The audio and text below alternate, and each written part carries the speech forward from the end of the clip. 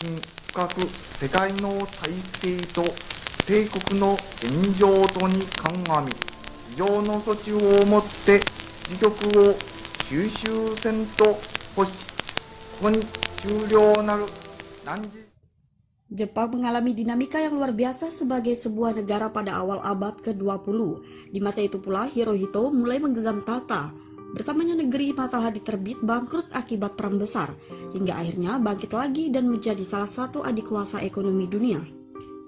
Hirohito lahir pada tanggal 29 April 1901 di Istana Aoyama, Tokyo. Saat kakeknya, Kaisar Meiji masih menjabat sebagai Kaisar Jepang. Ayahnya Kaisar Taisho naik tahta pada tahun 1912 atau saat Hirohito berusia 11 tahun. Anak lelaki yang biasa dipanggil Michi itu secara resmi diumumkan untuk menjadi penerus tata bunga Krisan pada tanggal 2 November 1916. 2 tahun sebelumnya ia telah menamatkan sekolah sebaya Gakushūin. Sampai pada tahun 1921 ia melanjutkan pendidikan di lembaga khusus untuk putra mahkota. Awal abad ke-20 adalah masa yang bergejolak, terutama secara politik, sebagai imbas dari pergulatan ideologi-ideologi baru sekaligus efek dari Perang Dunia Pertama. Untuk militer Jepang sedang dalam kondisi yang cukup bugar. Mereka memiliki salah satu angkatan laut terkuat di dunia. Jepang juga berstatus sebagai satu dari 4 anggota permanen League of Nations, organisasi global pertama dengan misi menjaga perdamaian dunia. Jepang masih berupaya keluar dari efek depresi besar, namun kondisi ekonomi mereka tergolong lebih baik ketimbang negara lain. Jepang menguasai pasar dunia dengan memanfaatkan porak-porandanya Eropa usai Perang Dunia Pertama, bahkan tercipta surplus perdagangan untuk pertama kalinya sejak era Edo. Di awal kepemimpinan Hirohito, kekuatan militer pelan-pelan meningkat di dalam tubuh pemerintahan.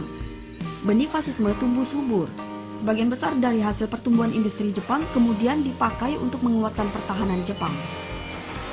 Menguatnya militerisme menumbuhkan hasrat akan perluasan wilayah.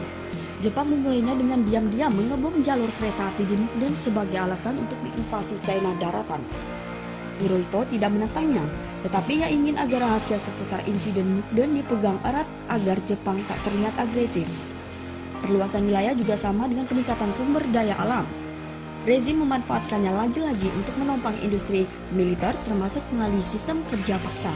Satoshi Suzume mencatat Jepang sukses melebarkan teritorinya hingga ke Asia Tenggara sepanjang tahun 1937 hingga 1941. Mereka mengeruk batu bara di China, tebu di Filipina, beras dari Burma hingga minyak bumi, timah dan bauksit dari Hindia. Kekuatan Jepang makin solid saat memasuki Perang Dunia Kedua. Mereka mendapat banyak kemenangan di fase awal, tapi mulai tahun 1943, Jepang berangsur-angsur takluk. Militer Amerika Serikat makin merengsek ke wilayah mereka. Hampir setiap Amerika Serikat melancarkan serangan bom melalui udara di berbagai kota termasuk Tokyo. Memasuki pertengahan tahun 1945, Sekutu memenangkan pertempuran di Eropa usai kekalahan Jerman dan Italia. Hirohito mulai mempertimbangkan opsi yang asing sekaligus terdengar haram di telinga orang-orang Jepang, yaitu menyerah. Namun Jepang saat itu benar-benar sudah hancur. Bom atom di Nagasaki dan Hiroshima menjadi klimaks dengan serangan udara Amerika Serikat. Barang kebutuhan langka, inflasi melesat naik, transportasi lumpuh, industri mandek, ekonomi compang-camping, belum lagi dengan ancaman serangan dari Uni Soviet usai dipatahkannya fakta netralitas kedua negara. Pada tanggal 15 Agustus 1945, Kekaisaran Jepang membagikan pengumuman melalui jaringan radio yang mampu menjangkau para tentara yang sedang berada di koloni langsung dari mulut Hirohito. Di hari itu pula, sebagian besar warga Jepang untuk pertama kalinya mendengar suara sang kaisar. Nadanya tinggi serta kaku, ia memakai bahasa Jepang klasik yang lebih susah dipahami orang awam. Tapi pesan utama jelas, Jepang menyerah kepada sekutu. Kami telah menyuruh pemerintah untuk berkomunikasi dengan pemerintahan Amerika Serikat, Britania Raya, China, dan Uni Soviet bahwa kerajaan kita menerima kesepakatan mereka, katanya.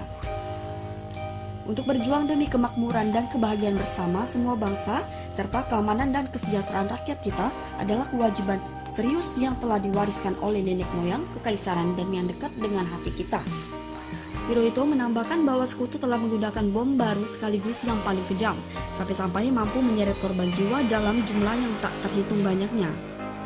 Jika kita terus berjuang, yang terjadi bukan hanya keruntuhan bangsa Jepang, tetapi juga kepunahan total peradaban manusia. Deklarasi tersebut sebagai faktor utama yang membentuk Jepang hingga hari ini. Cita damai, anti perang, menjunjung tinggi kemanusiaan.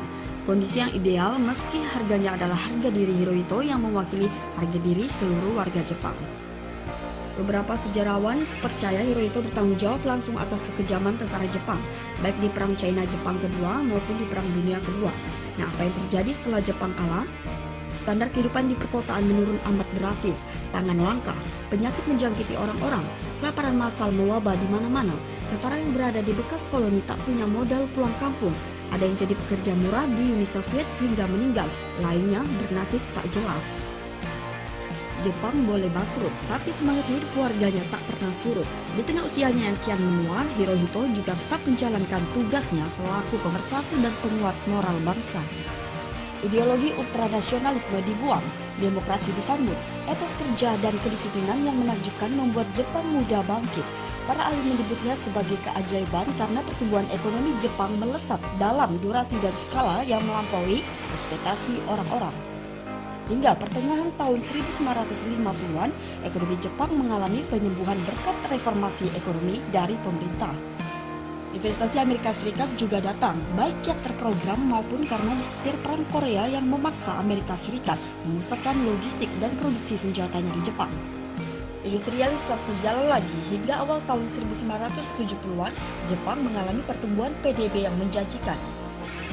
Konsumsi meningkat, baik yang pokok hingga yang rekreasional. Atmosfer ini menggerakkan berbagai sektor industri pemenuh kebutuhan primer, sekunder, dan tersier. Di saat yang bersamaan, proyek infrastruktur terus digenjot hingga ke pelosok. Memasuki tahun 1980-an, Jepang telah menetapkan diri sebagai salah satu eksportir tersukses. Produk kebudayaan modern mereka laris manis di pasar dunia. Pasar saham Jepang berkali-kali meraih rekor tertinggi. Hirohito hidup untuk membersamai Jepang melalui periode yang amat dinamis.